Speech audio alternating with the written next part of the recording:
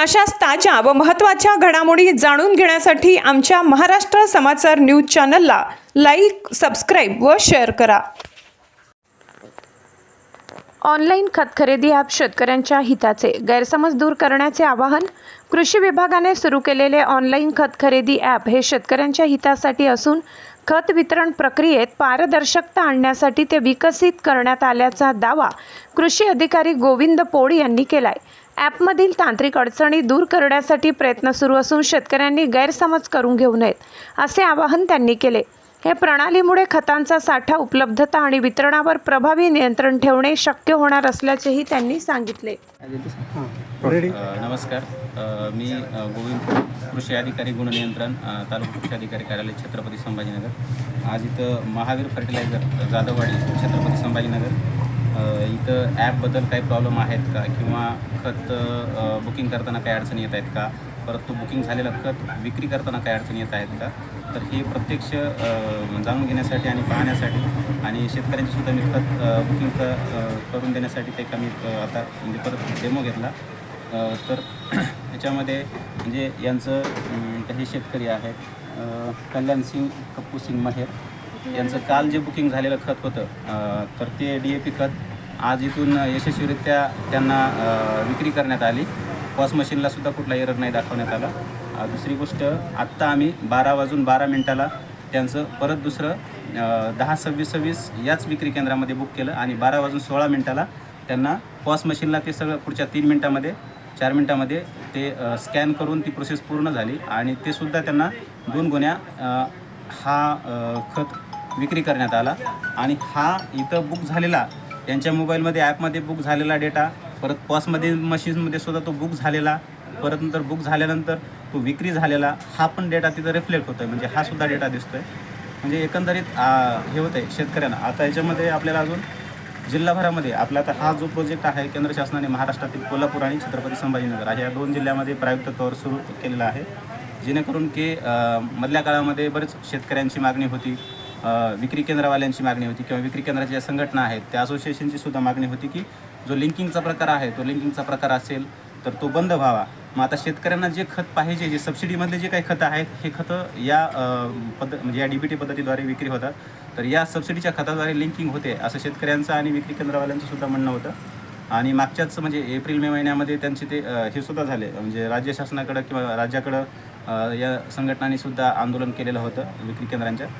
तर त्या अनुषंगाने परत मग आता हा आपल्याकडं 5 जूनपासून हा प्रोजेक्ट आपल्या जिल्ह्यात राबवला जातो आहे. तर या प्रोजेक्टला याच्यामध्ये शेतकऱ्यांना घर बसल्या या ॲपमधून म्हणजे एक 2 ते 3 मिनटामध्ये आपल्याला बुकिंग करता येतं. यासाठी त्यांचा आधार नंबर किंवा फार्मर ID हे टाकून आपल्याला त्यांना बुकिंग करता येतं. त्यांचं क्षेत्रफळ तिथे रिफ्लेक्ट होतं.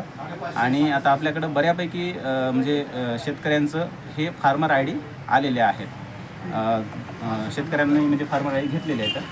दुसरी गोष्ट, त्यामुळे फार्मर ID किंवा आधार हे टाकल्यानंतर तर त्यांना टिक निवडायचं आहे. टिक निवडून नंतर त्यांना जी हवी ती खतं निवडायची आणि खतं निवडून परत नंतर मग ज्या विक्री केंद्रावर ते खत उपलब्ध असेल तर त्या विक्री केंद्राची तिथं यादी दिसते आणि त्या विक्री केंद्रात आपल्या त्या विक्री केंद्रावर ते विक्री केंद्र निवडता येतं. कालपर्यंत अशी परिस्थिती होती की ते फक्त तालुक्यातले विक्री केंद्र दिसत होते. मग आपल्या तालुक्याच्या शेजारच्या तालुक्यामधले जी काही विक्री केंद्र आहेत किंवा तालुक्याच्या काठावरची जी गावं आहेत तर त्या शेतकऱ्यांना शेजारच्या तालुक्यातून सुद्धा खतं घेता यावीत म्हणून त्यांनी हा सुद्धा पर्याय उपलब्ध करून दिला की तुम्ही जिल्ह्यातल्या कुठल्याही कृषी सेवा केंद्रावरून ती खतं बुक करू शकता आणि घेऊ शकता. तर आता जिल्ह्यातली सुद्धा म्हणजे आपल्या जिल्ह्यातली इतर तालुक्यातली सुद्धा विक्री केंद्र ह्याच्यावरती ॲपवरती त्यांना बुकिंगसाठी उपलब्ध दिसून येत आहेत. आता मग यामुळं शेतकऱ्यांच्या वेळेतली बचत होते.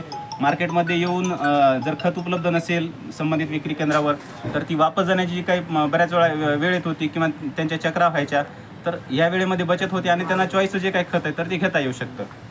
आणि यामुळं हा एक फायदा आहे.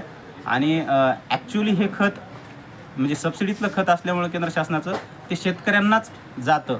हा खत दुसरीकडं जाऊ शकत नाही. हा एक याचा फायदा आहे. आता असे बरेच फायदे आहेत ते पुढं हे होतील. जवळपास म्हणजे आता 5 जूनपासून सुरू झाल्यानंतर या 2 जिल्ह्यामध्ये मिळून काल सायंकाळपर्यंत जो डेटा होता मिळालेल्या माहितीनुसार 45,000 शेतकऱ्यांनी यामध्ये बुकिंग केलेले आहेत. त्याच्यामध्ये थोडे प्रॉब्लेम होते मध्यंतरी हे 3 दिवसामध्ये.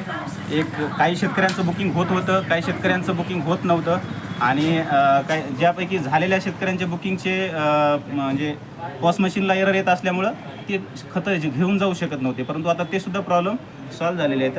आणि अजून आपल्याकडं या बाबतीमध्ये आमचे खालचे सहाय्यक कृषी अधिकारी, उपकृषी अधिकारी, मंडळ कृषी अधिकारी, तालुका कृषी अधिकारी, आम्ही सर्व गुण नियंत्रण निरीक्षक, तसेच जिल्हा स्तरावरील जे काही आमचा अधिकारी वर्ग आहे तो राज्याच्या अधिकारी वर्गांच्या टीममध्ये संपर्कात आहे, केंद्राच्या पण टीमशी संपर्कात आहे, त्यांची IT टीमसुद्धा याच्यावरती काम करते आणि हे प्रॉब्लेम लवकरात लवकर कसे सुटतील यासाठी प्रयत्नशील करत आहे. आणि दररोज याच्यामध्ये अपडेट येत आहेत. कालपेक्षा आज बरेच अपडेट याच्यामध्ये आलेत आणि त्याच्या बाबतीमध्ये म्हणजे शेतकरीसुद्धा खुश आहेत.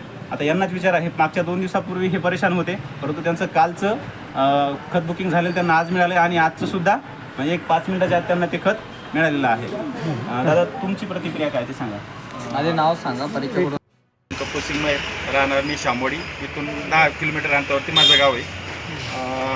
जे मला खत पाहिजेत ते जर संभाजीनगरला प्रत्येक दुकानावर जर मिळत असेल तर मला ते ॲपमध्ये चांगलं आहे. पण जर समजा इथून जर समजा करमाड किंवा फुलंब्री अशा ठिकाणी जर ते खत मिळत असेल तर ट्रान्सफरचा खर्च वाढतो. आणि सगळं खत जर समजा या संभाजीनगर जर मिळाले आणि ॲपमधून जर मिळाले तर ते शेतकऱ्यांना योग्य आहेत, कारण त्या पद्धतीने जर मिळाले तर. पण ट्रान्सफर खतामुळं सगळे लोक परेशान आहेत. कारण युरिया आहे, इतर खतं आहे, हे जे खतं समजा ह्या संभाजीनगरच्या दुकानामध्ये नाहीत, अवेलेबल नाहीत, तर त्यासाठी मग ते बुकिंग करण्यासाठी तर तिकडंच जावं लागेल. नाही, आता ती बुकिंग झाली आहे म्हणून तो स्टॉक होल्डवरती गेला, बरोबर आहे. त्या शेतकऱ्यांनी बुक झाला म्हणून इथला स्टॉक संपला. काही म्हणजे स्टॉक इथं अवेलेबल पाहिजे. बरं, जिथं एक असं आहे, जिथं स्टॉक आहे तिथं स्टॉक असून मी दुकानदाराला विचारलं जातं आहे, पण दुकानदार म्हणता आम्ही तुम्हाला देऊ बुकिंग केल्यानंतर, पण याच्याबरोबर तुम्हाला दुसरे खतं घ्यावं लागेल, असं काय आहे का? नाही, मला काय अजून तसं काही आढळलं नाही आणि मी पण ते माझ्या याला मला कळालं पण नाही तसं. बरं, आता हे ॲप आणि ऑनलाईन खत खरेदी ही शेतकऱ्यासाठी फायदेशीर आहे का कसं? म्हणजे काही प्रमाणात तर फायदेशीर आहे, कारण त्यांना जे पाहिजे खतं त्या पिकांना तेवढे ते हे करतात, मग त्यासाठी तो चांगले. पण तोटा पण तसं आहे की काही पिकांना एक्स्ट्रा खत पाहिजे आणि याच्या शास्त्र म्हणजे याच्या सरकारच्या माध्यमातून जर पिकाला 1 बॅग भेटते आणि तिथं शेतकऱ्याला 2 बॅग पाहिजे तर त्यावेळेस तो तोटा होतो. नाही, ते झाले पर्याय.